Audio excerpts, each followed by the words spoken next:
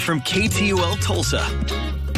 You're watching Good Day Tulsa. We have our good friend and celebrity historian Raffi Andonian here today, and we're going to talk Christmas with George Washington. We're going to learn something else that's really cool today. We're going to be joined by celebrity historian Raffi Andonian, and he's going to get us into the Christmas spirit, revolutionary style.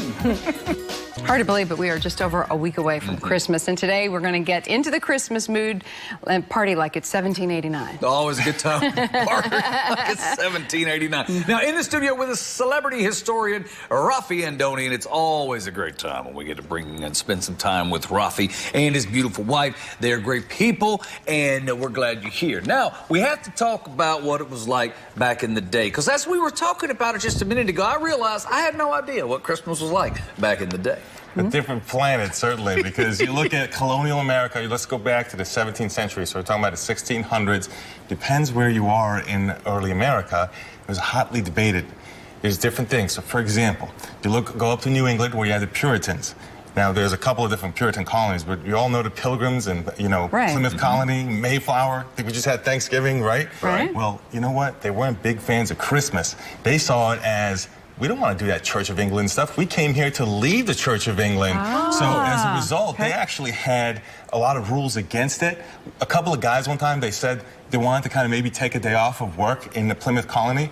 Governors kind of set them in detention and said they needed to be better informed than doing things like that. That's the term we use, better informed. Better informed. In Massachusetts Bay Colony, they actually had a fine. They had a fine for celebrating Christmas by doing things like feasting or taking days off work, because they were hard workers. You had to work, okay? But you go down in Virginia, those Southerners, they love parties. Virginia's different. Virginia's different. And Virginia was not there to separate from English church or anything like that. They were there for business. It's a little bit different. So there, they actually did celebrate. Not as elaborate as the English did, but they did celebrate in Virginia. They would have a day of rest. They'd have some feasting as best they could. It was kind of a poor colony at first, although later it became wealthy. And they were trying to replicate what was in England. Now, in England, they wouldn't celebrate Advent the way we do, which is in the weeks leading up to Christmas. Right. They would celebrate the 12 days of Christmas from December 25th to January 6th. And you know how they celebrated it? They were wild, man. They did gambling, they did drinking, they did That's partying, where the they did ladies balls. dancing came That's from. Right. Welcome to the Virginia's South. trying to do that in a lighter version. So that's the setting. So it's debated in the early America as to what the merits are and how to handle Christmas. Well, this is Yorkshire pudding, which are Yorkshire pie. You hear a lot about that in Christmas, some Christmas songs. I have no idea what it is. Your wife made it. It's beautiful. And what is it? So that's George Washington right there. So now he didn't create it, but very common in George Washington's household. Now check it out. Remember we said the Southerners like a party, right? Here's what's funny. I'm You got scared to now. interact with your food, all right? You have to kind of poke a hole like this. Jack Right. Daniels, All right. come out of here. Uh-oh. Now remember, Thomas Jefferson, George Washington, these are all Virginians, so they celebrated Christmas, okay? And they did these kinds of meals. So you create a hole, get the gravy, you put I'm it liking in there, this already, bud. You? and it starts to kind of seep in there. Yeah. And you give it some time as you keep working the gravy. And now what's interesting about this, that looks like a nice hearty course, right? Right. Sure. Well, I've looked at English cookbooks. And one of the cookbooks I checked out exactly from this era, all right, says you do a nice 2-course dinner. Sounds like not much. This is pretty heavy. Except they have first course, another first course. They have second course, another second course. And each course has 8 to 10 dishes.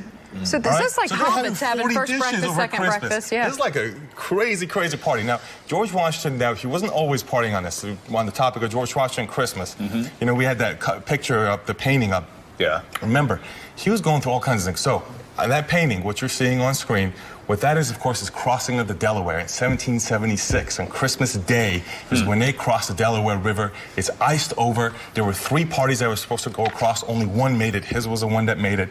And after they went across in freezing rain, snow, you want to talk about a white Christmas, but that's not the kind of white Christmas we want. And it was a dark time in the Revolution. It did not look good. And they crossed the river. They get in New Jersey, and then they do a 10-mile march that he felt like he could not retreat on because he was exposed. Eventually leads to the Battle of Trenton and a string of victories that helps revive the revolutionary cause. Although they're set back again the following winter. In Christmas 1777 into 1778 at Valley Forge, very difficult winter. And George Washington, though, he moved in with his men so he could share in the hardships. That's what the term he used. I want to share in the hardships. Again, keeping the army together. So Christmas was a big deal. It was always sometimes difficult. Even as a little boy before the Revolution, George Washington's house burned down on to Christmas Eve. So Christmas was a tough time for him. Now, one final thing on George Washington. When the Revolution's won, a few years later, making it through his hardships, keeping the army together, in 1783, when the Revolution peace treaty, it's all over. What does he do for a Christmas gift to our country? 2 days before Christmas, he resigns his commission as commander-in-chief because he wanted to transfer power. He wanted to hand over power.